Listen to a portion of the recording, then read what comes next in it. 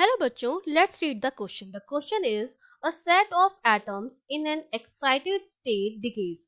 कोई भी जो एटम्स हैं या सेट ऑफ एटम्स हैं वो एक्साइटेड स्टेट में डिके करता है, कब करता है वो आपको बताना है और उसके लिए आपको चार ऑप्शंस गिवन है। ओके, तो हमें पता है कि जब भी कोई एटम जो होता है वो उसे एक्साइटेड एटम हम कब कहते हैं, जब उस एटम का इलेक्ट्रॉन जो होता है वो क्या करता है, एब्सॉर्ब करता है कुछ एनर्जी और दूसरे लेवल में चला जाता है। जैसे हमारे पास कोई एटम है, उसमें इलेक्ट्रॉन जो है वो इनिशियली ग्राउंड स्टेट में है। ठीक है, हमारे पास इलेक्ट्रॉन जो है वो ग्राउंड स्टेट में है। जब वो इलेक्ट्रॉन किसी दूसरे ऑर्बिटल में चला जाता है, जिस ऑर्बिटल में एग्जिस्ट करने के लिए उसको ज्यादा एनर्जी चाहिए होती है, तो इसको हम बोलते हैं एक्साइटेड स्टेट। ठीक है, ये हमारी एक्साइटेड स्टेट होती है। और अगर इलेक्ट्रॉन ग्राउंड स्टेट से इस एक्साइटेड स्टेट में जाता है तो उस कंडीशन में हमारा जो एटम होता है उसको हम कहते हैं कि अब हमारा जो एटम है वो एक्साइटेड स्टेट में है। और जो एक्साइटेड स्टेट है वो हमेशा अनस्टेबल स्टेट होती है। ये आपको हमेशा ध्यान रखना है कि जो एक्साइटेड एटम होता है या एक्साइटेड जो स्टेट होती है वो हमेशा अनस्टेबल स्टेट होती है। ठीक है, इसका मतलब जब हमारा electron ground state excited state में गया, जिस स्टेट में रहने के लिए हमें ज्यादा एनर्जी की जरूरत है, ये कब पॉसिबल होगा, जब हमारा इलेक्ट्रॉन जो होगा वो क्या करेगा, कोई एनर्जी एब्सॉर्ब करेगा, एब्सॉर्ब एनर्जी।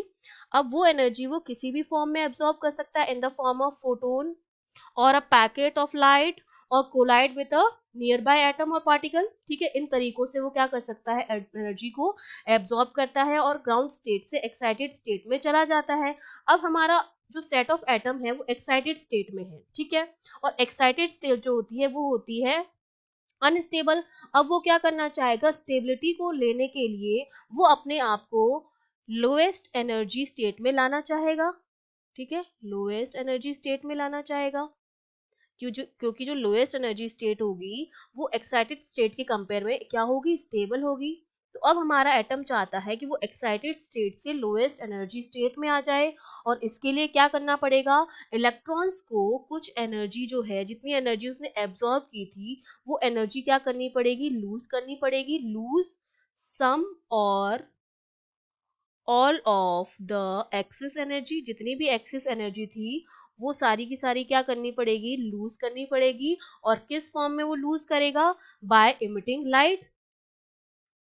ठीक है, जैसे ही ऐसा होगा कि हमारा एटम जो है वो स्टेबिलिटी पाना चाहता है, और स्टेबिलिटी के लिए उसको लोएस्ट एनर्जी स्टेट में जाना पड़ेगा। और इसके लिए इलेक्ट्रॉन को लूज करनी पड़ेगी सम और all of the axis energy. और वो किस तरह से लूज करेगा, बाय इमिटिंग लाइट।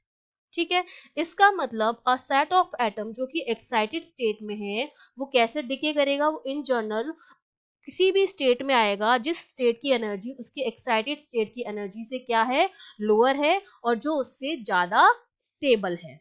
ठीक है, तो इसका मतलब जो हमारा ए ऑप्शन है, in general to any of the state with lower energy. क्यों, क्योंकि लोअर एनर्जी की जो स्टेट होगी वो हमारी मोर स्टेबल होगी compare to the excited state, क्योंकि एक्साइटेड स्टेट जो हमारी होती है वो अनस्टेबल स्टेट होती है। ठीक है, और हम आना चाहते हैं अनस्टेबल से स्टेबल में, तो इसके लिए वो किसी भी स्टेट में जाएगा जिसकी एनर्जी एक्साइटेड स्टेट की एनर्जी से कम है। That means A option is the correct option. Okay, I hope you understood well. All the best.